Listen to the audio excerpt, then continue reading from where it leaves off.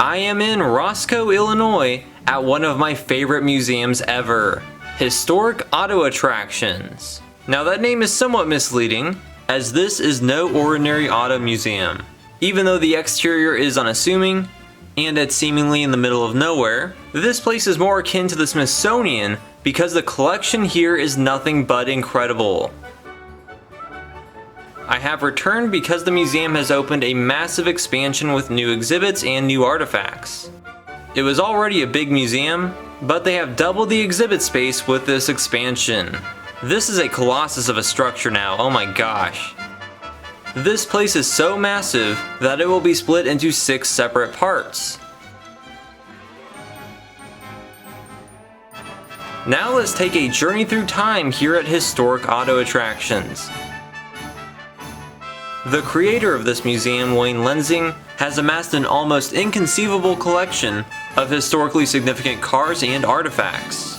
Prepare to have your mind blown. That creepy Pinocchio used to be part of the exhibits. The exhibits start off with the Wild West. It's still in its original section in the original building, but it looks like the exhibit has been changed a bit and expanded upon. That green saloon dress was worn by Mary Blanchard in Destry. Behind it is Dorothy Malone's dress from Law & Order, in which she starred alongside Ronald Reagan, and there's a wax figure of Clint Eastwood. That was John Wayne's toga saddle. It was made for him in 1941. There's a wax figure of John Wayne dressed as Rooster Cogburn. This case contains John Wayne's cowboy hat and one of his cigarette cases. This was John Wayne's personal shoehorn. It is engraved with the word Duke.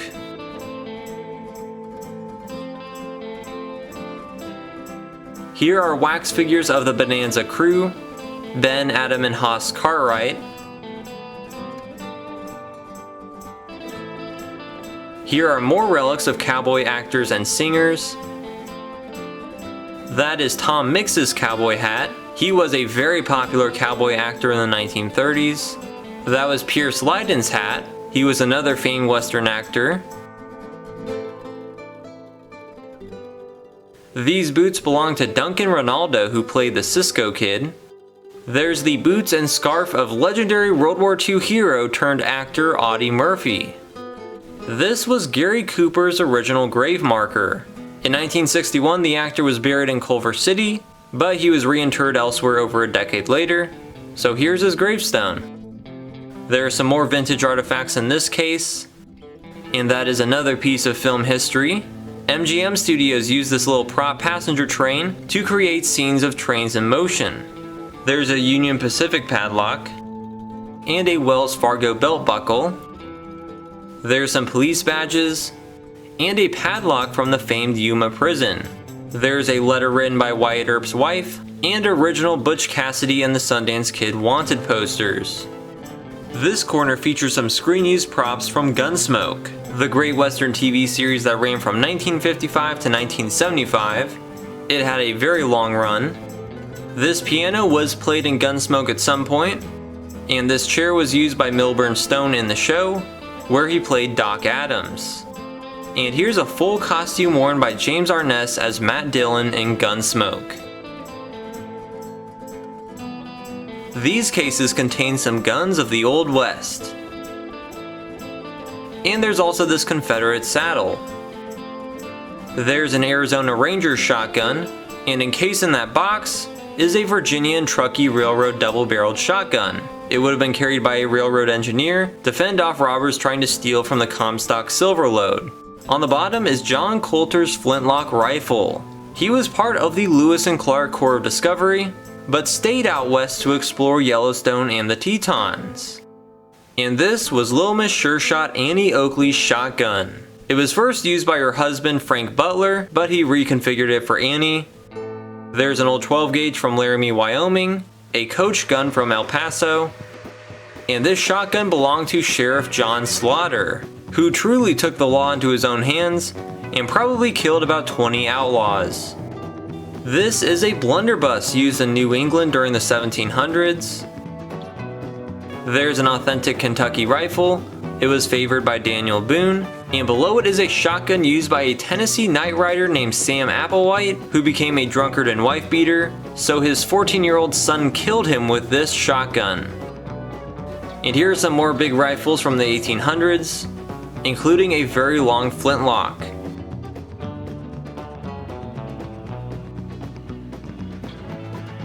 Here's a new section with a lot of stuff that was already here, but there are noticeably a few new things, including this big chrome scrap metal cowboy.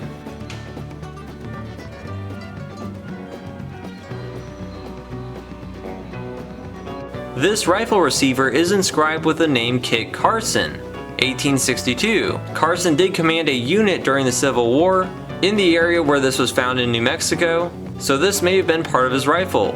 These are wagon wheel hubs from the wagons of the infamous Donner Party, which got stuck in the Sierra Nevada mountains during the winter, so the survivors resorted to cannibalism. That was Oklahoma lawman Bill Tillman's revolver, and this was W.C. Barney's pistol. He was a lawman in Reno, Nevada during the 1880s. This revolver was owned by Rose Dunn, also known as the Rose of Cimarron. In her younger years, she engaged in some rather illegal exploits in Oklahoma, as she was romantically involved with a member of the Dalton gang.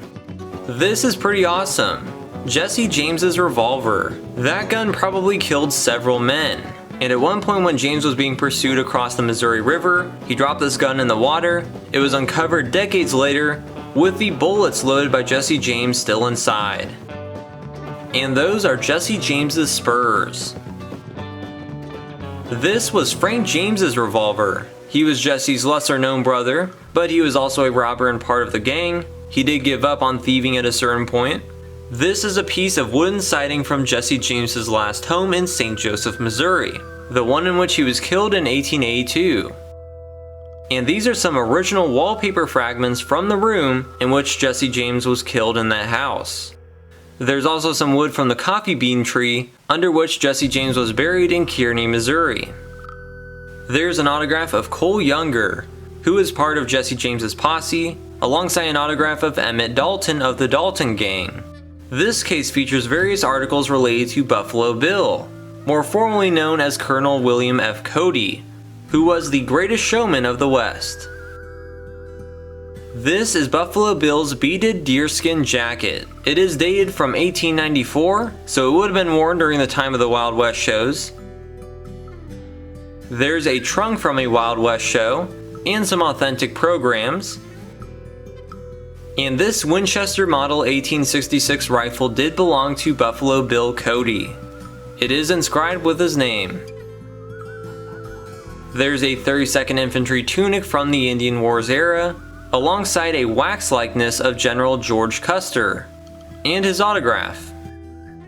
This bank teller's cage is new to the museum, and it was at a bank in New Hope, Kentucky, a bank that was robbed by the Jesse James gang. This is really cool.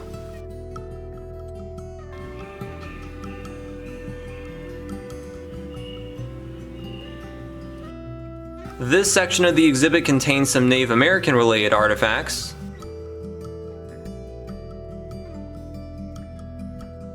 There's a teepee and a taxidermy bison in this tableau, along with a Native American wax figure.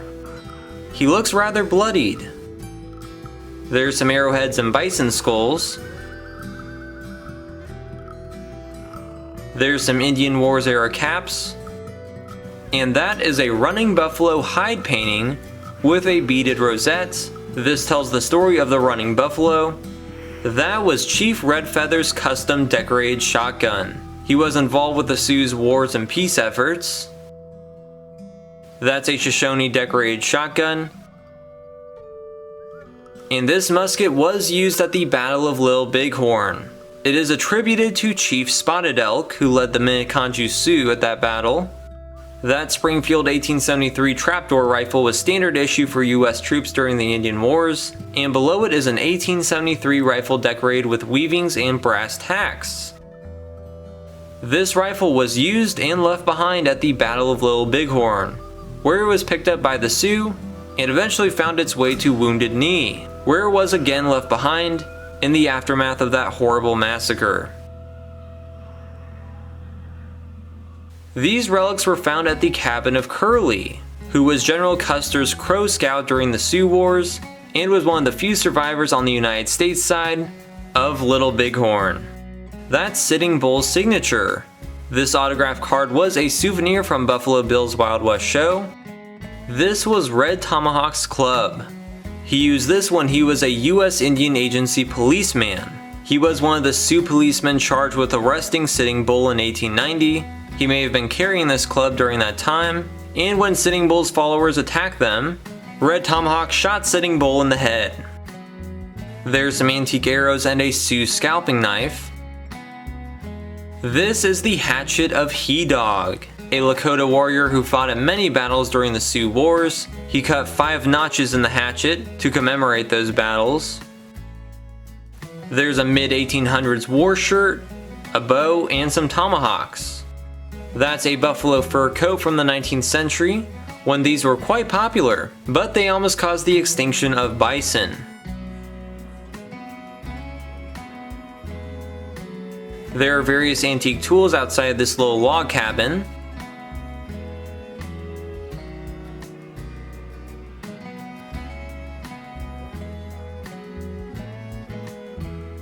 There's a hen in there. And here's the outhouse. I noticed that Pappy is inside, but he doesn't talk. That's kind of creepy.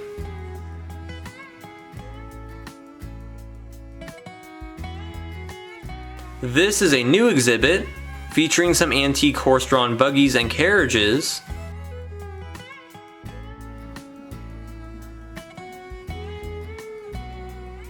This Conestoga wagon is really awesome.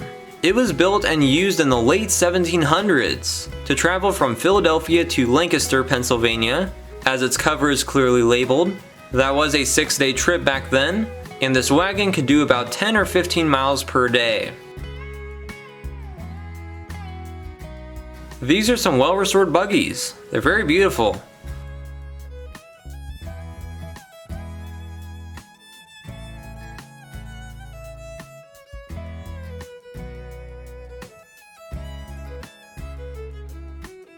This is a Wells Fargo Overland Stage Company U.S. mail stagecoach. It was used to transport mail and other items across the western frontier, especially in areas without railroad access. This is a classic horse-drawn hearse from the late 1800s. This one was built about 1860, and it was used in Billings, Montana.